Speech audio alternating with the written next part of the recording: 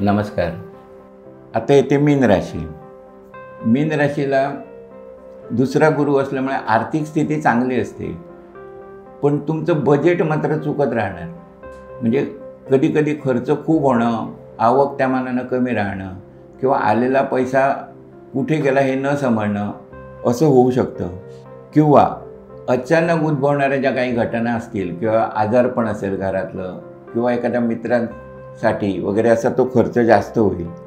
नोकरीत थोडासा त्रास होणार आहे, कारण वरिष्ठांचा जरासा जाच होईल.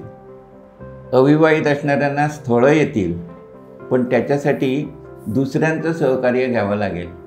नातेवाईकांना त्या दृष्टीनं तुम्ही विचारपूस केली तर त्यांची मदत मिळेल. सरकारी जर काही तुमची कामं अडकलेली असतील तर ती पूर्ण होऊ शकतात. त्या दृष्टीनं तुम्ही प्रयत्न करा. नवीन काही खरेदी करायची असेल किंवा घरात एखादी नवी वस्तू आणायची असेल तर तुम्ही आणू शकता.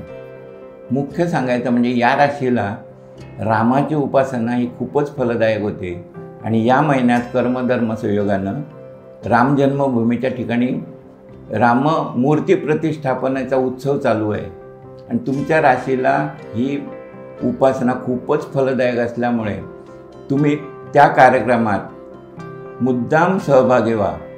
प्रसिद्धीपेक्षा सुद्धा तुम्हाला मानसिक सौख्य मिळणं आणि त्याच्यापासून काही ना काही फायदा मिळणं हे नक्की होणार आहे.